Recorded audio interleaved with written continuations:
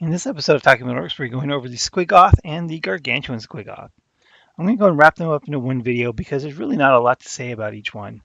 They're just really big monsters that have a transport capacity and a few guns. The Squiggoth is a single model equipped with Gorn horns and a single heavy weapon slot in its howdah.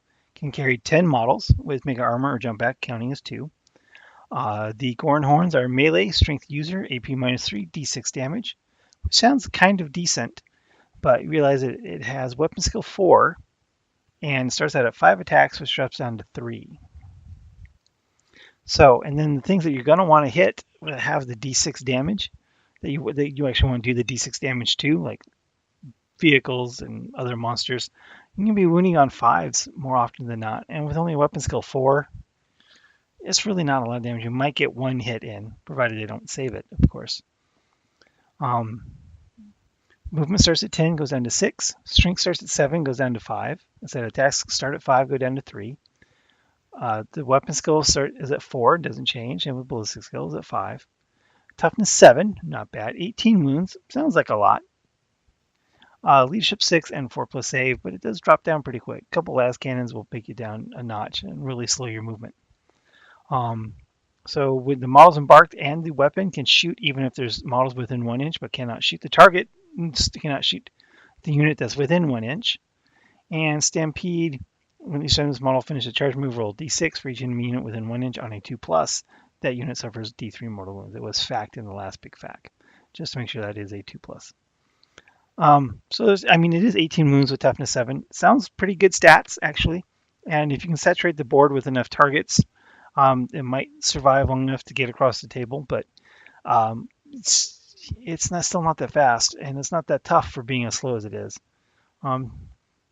It needs something else. I'm not sure what, but it just doesn't seem to have a lot of survivability, even with 18 wounds. I should note that the Squiggoth did have a price drop in Chapter Approved, so just a stock Squiggoth with no weapons is 165 points, which isn't too bad, actually. That isn't too bad at all for what you're getting. I mean, compared to a truck, which is a little bit less than half of that. And so is this worth 2 trucks? Probably pretty close to that.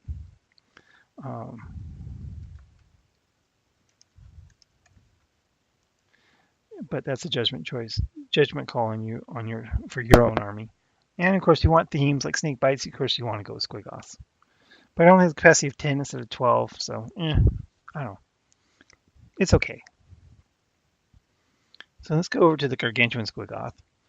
The Gargantuan Squiggoth has the same movement.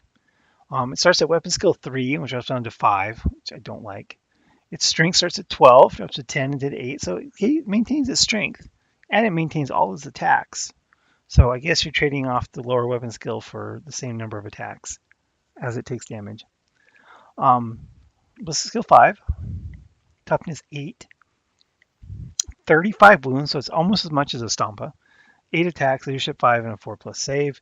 The Gargantuan Squiggoth is a single model equipped that attacks with its huge tusks. In addition, its howdah is equipped with 2 super labas and 2 twin big shootas. So as that is equipped, it's 473 points. And you can add to it, the Gargantuan Squiggoth may take 4 additional big shootas on its howdah. So that'll add quite a bit of big shooter shots for not a lot of points. And same rules as the regular Squiggoth. Models embarked and the guns on board can shoot even if there's models within 1 inch, but cannot target the unit that's within 1 inch. And instead of a d3 mortal wounds on the Stampede, it does d6 mortal wounds, and it can carry 20 infantry. And it is Titanic, which does matter.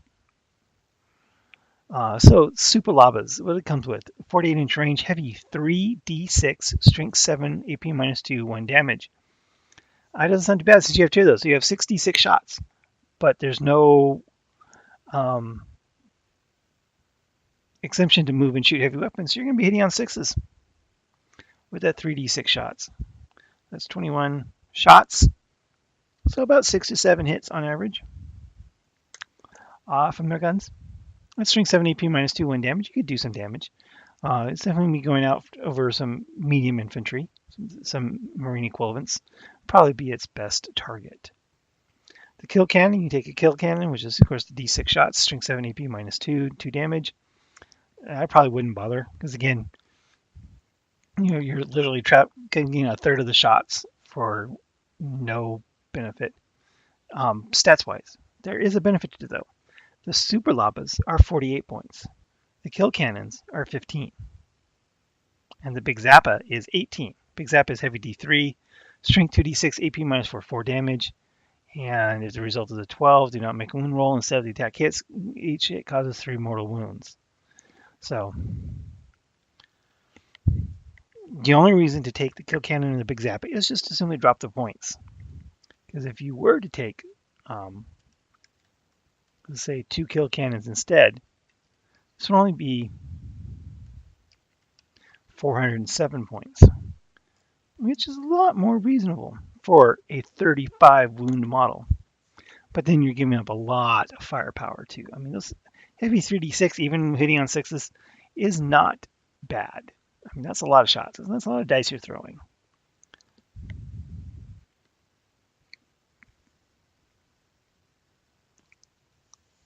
So the real question is, where do these models have a place in your army? And to be honest, I think the only real place for them is a themed army, snake bites, or something else where you just want monsters instead of vehicles. Because they really don't give you anything over in the other models. I mean, as far as the Squiggoth for firepower, I'd rather take a kill tank or a big track. For the Squiggoth, I'd rather have the Warcopter or even just a truck. Heck, even a battle wagon is not that much more than a Squiggoth, and it might not, and with similar stats though. So it's hard pressed to take a Squiggoth over a battle wagon, I think, for most practical purposes.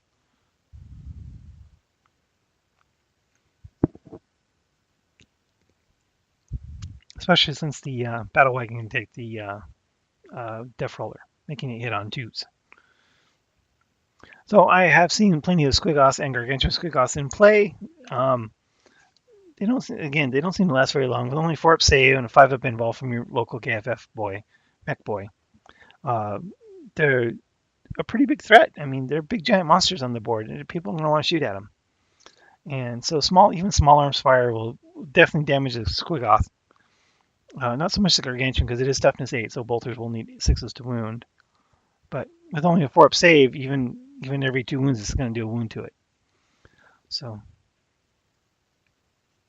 again, another big disappointment. But then, to be honest, they've never been really spectacular. So haven't really lost a step over previous editions. They've always needed that KFF support, and they've always been kind of overpriced. So, have you played the Squiggoths? What do you think about them? I think they're just mint. They're okay. Definitely cool models. And again, I have to say this over and over again, but it seems like it's stuck on repeat. But they're ripe for conversions from anything. You can do lizards, dragons, I don't know, any kind of animal, frogs. You can have remote controlled toys stomping across the battlefield. Anything you want. Again, great for conversions. They're just okay on the table. They're just okay. I think I'd rather have a kill tank than the Gargantuan Squiggoth. And I think I'd rather take trucks over Squiggoth.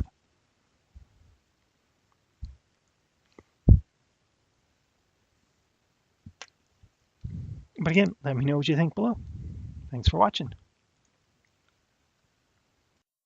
Thank you for watching this episode of Talking About Orcs. Please subscribe and hit the bell button for notifications for new Talking About Orcs videos every Wednesday, new battle reports every Friday, and hobby videos whenever I can. Thanks for watching.